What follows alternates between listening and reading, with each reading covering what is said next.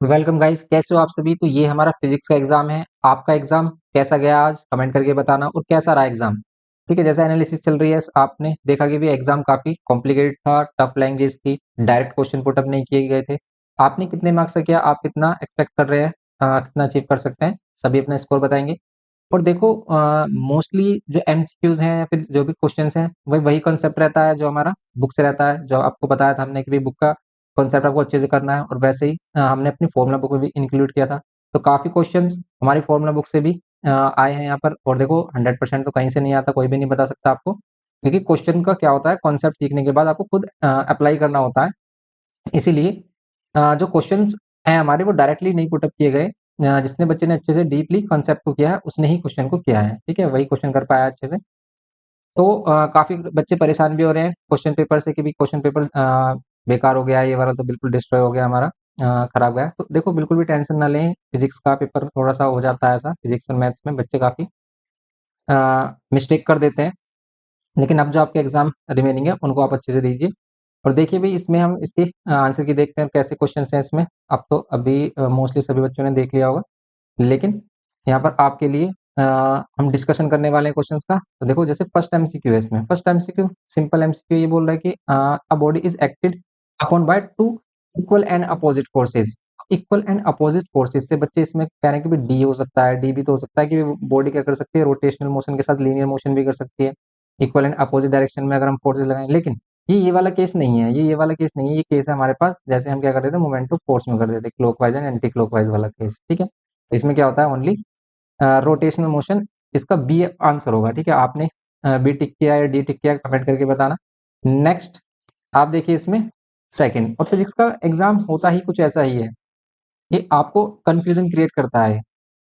जैसे कह रहे हैं कि which among the following is a vector quantity, इसमें से कौन वेक्टर क्वांटिटी होगा। तो ये हमने देखो फॉर्मूला बुक में डायरेक्ट आपको मेंशन करके दिया था कि भी वर्क हमारा इसमें बिल्कुल स्पेशली लिखा था कि ये स्केलर है, पावर स्केलर है, एनर्जी स्केलर है। लेकिन ये जो मूवमेंट ऑफ कपल है, ये मूवमेंट ऑफ कपल हमारा क्या होता है, वेक्टर क्वांटिटी होता है, क्योंकि ये डायरेक्शन पर डिपेंड करता है, क्लॉकवाइज एंटी क्लॉकवाइज। ठीक है, एंड जैसे हम थर्ड वाला देखें, थर्ड वन ये हमने आपको बताया था कि एनर्जी कन्वर्जन, ठीक है, ट्रांसफॉर्मेशन, ये मोस्ट इंपॉर्टेंट है। ये भी हमने अपनी फॉर्मूला बुक में इंक्लूड किया था। उसमें बताया था कि कुछ स्पेशल केस हैं जो आपको अच्छे से रीड करने हैं। जैसे ये हमारे पास कैंडल वाला केस है।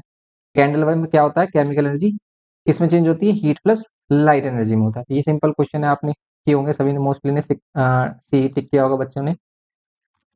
फोर्थ वन कि when a ray of light passes from one optical medium to another medium which of the following physical quantity, ये हमने आपको एमसीक्यू में बताया था कि भी ये आपको एमसीक्यूज करने हैं। ये जो सेलिना कॉन्साइज में एमसीक्यूज हैं उसमें ये क्वेश्चन है हमारा। तो इसमें बी आंसर है कि फ्रीक्वेंसी चेंज नहीं होती, स्पीड चेंज हो जाती है जब हम एक मीडियम से दूसरे मीडियम में एंटर करते हैं। आपने देखा स्पीड चेंज ही क्या होता है, इसका कोज होता है एक मीडियम से दूसरे मीडियम में रिफ्लेक्शन का। ठीक है, तो इसमें अगर स्पीड चेंज होगी तो वेवलेंथ चेंज होगी, वेवलेंथ चेंज होगी तो एम्पलीट्यूड, बट क्या होगा, फ्रीक्वेंसी चेंज नहीं होती। ठीक है, इसमें बी ऑप्शन था।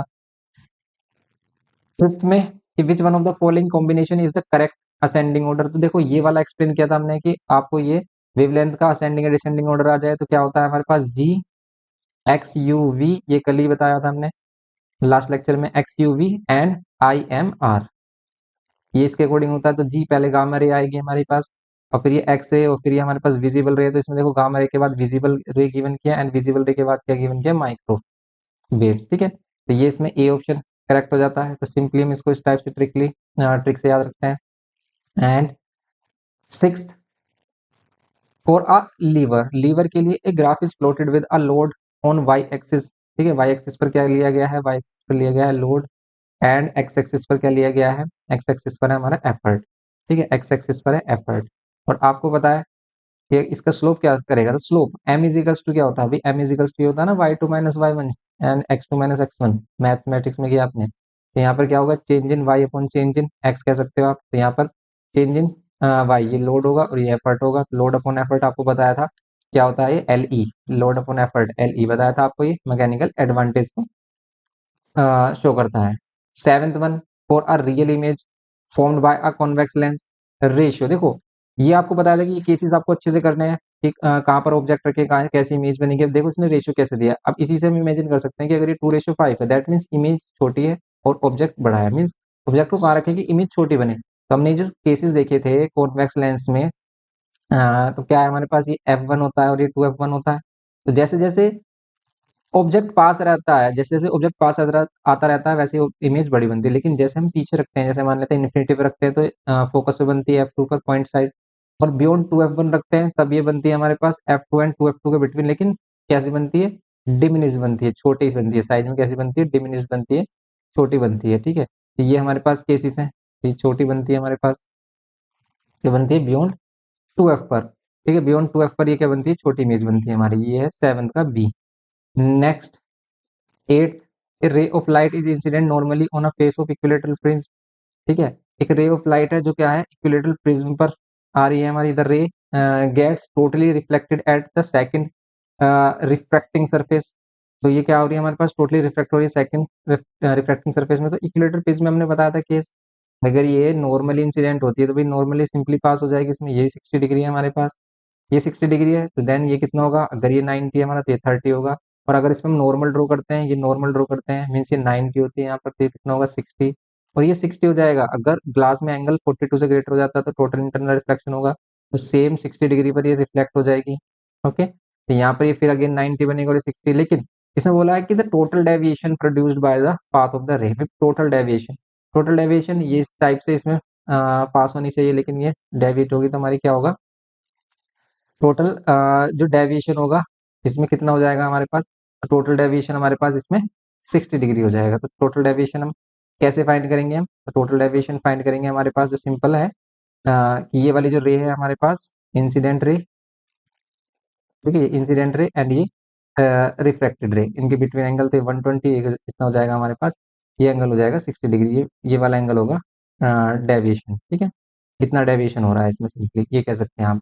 ये स्ट्रेट पाथ में जानी चाहिए तो डेविएट होकर ये यहाँ पर आ रही है। तो ये जो डेविएशन हो रहा है इसके पाथ में कितने डिग्री का हो रहा है? 60 डिग्री का डेविएशन हो रहा है, तो ये इसलिए बी आंसर है। काफ़ी लोग इसे 120 भी कह रहे हैं लेकिन ये 60 होगा इसमें। यहाँ पर है हमारे पास, आपने क्या टिक किया इसमें ये बताना। 9th one, in a close circuit containing a bulb and a cell, तो ये हमने डायरेक्ट बताया था, फॉर्मूला बुक में भी हमारे पास डायरेक्ट फॉर्मूला है। जो ईएमएफ होता है वो क्या होता है? अभी capital V terminal voltage plus ये हमारे पास जो इंटरनल वोल्टेज होती है हमारे पास बैटरी में, ये किसके इक्वल होता है? ये हमारे पास अगर हम देखते हैं कि इसको हम आई आर ले लेते हैं, आई और स्मॉल आर इंटरनल रेजिस्टेंस, तो हमारे पास ये वाला जो रिलेशन बन रहा है ना बी, क्योंकि अगर हम इसको उधर लेके आते हैं तो यहाँ ईएमएफ के साथ क्या माइनस कर देंगे? आई आर माइनस करेंगे, तो वी इज इक्वल्स टू क्या हो जाएगा? E minus I R. तो ये बी ऑप्शन इसमें करेक्ट है, ठीक है? इस टाइप से वो डायरेक्ट नहीं देता, वो आपको कुछ ना कुछ चेंज करके देता है। जैसे इसमें 10th में इसमें बोला कि a metal piece of mass 5 gram has a thermal capacity है इसकी कितनी? 2.5। तो यहाँ पर क्या है? थर्मल कैपेसिटी सी डैश है 2.5 जूल पर केल्विन, एंड ये कितना ग्राम है मास इसमें? 5 ग्राम। और आपसे क्या फाइंड करने के लिए बोल रहा है? ये कह रहा है कि if the mass of the metal is triple then its specific heat capacity. अब देखो मास हम कितना भी ट्रिपल करें या 4 टाइम करें, स्पेसिफिक हीट कैपेसिटी मास पर डिपेंड करती ही नहीं है। तो जैसे हमारे पास होता है C dash is equals to M C dash, ठीक है? एम सी, स्मॉल सी कहते हैं इसे हम, और यही हमारे पास क्या है? Specific heat capacity. तो बस हम क्या करते हैं? स्पेसिफिक हीट कैपेसिटी को सी डैश से एम से डिवाइड कर देते हैं।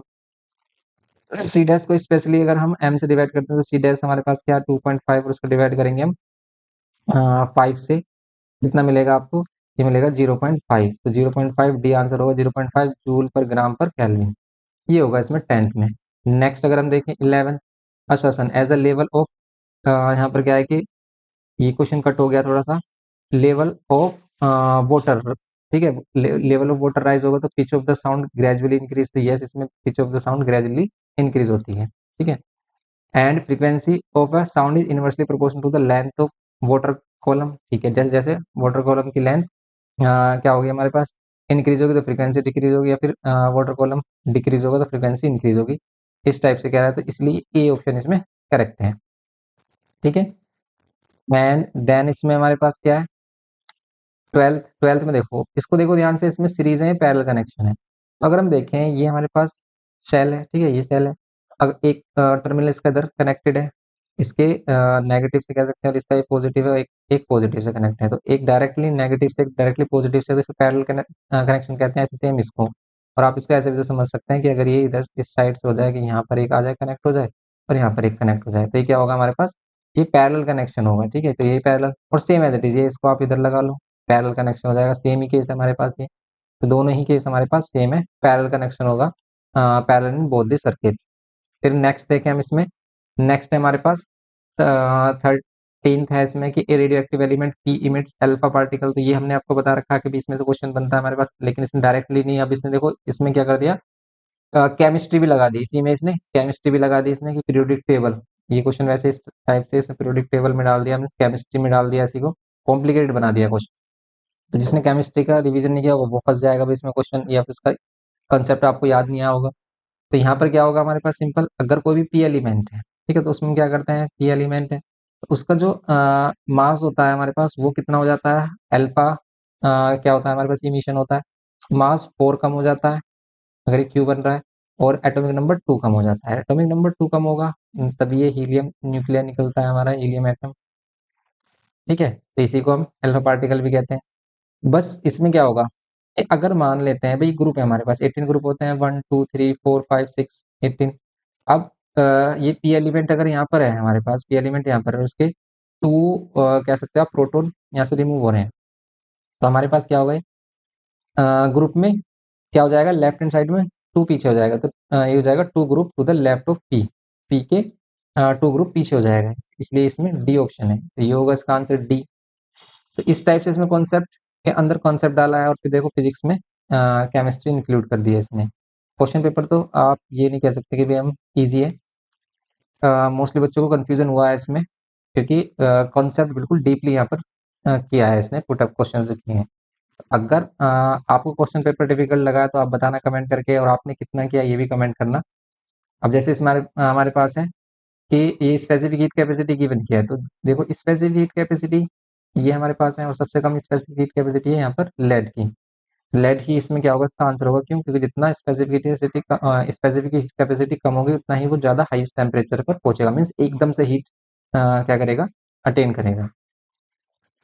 ये जब हम इनको इक्वल हीट देंगे सभी को, तो सबसे ज्यादा जो हीट हो जाएगा वो कौन होगा, लेड होगा, ठीक है।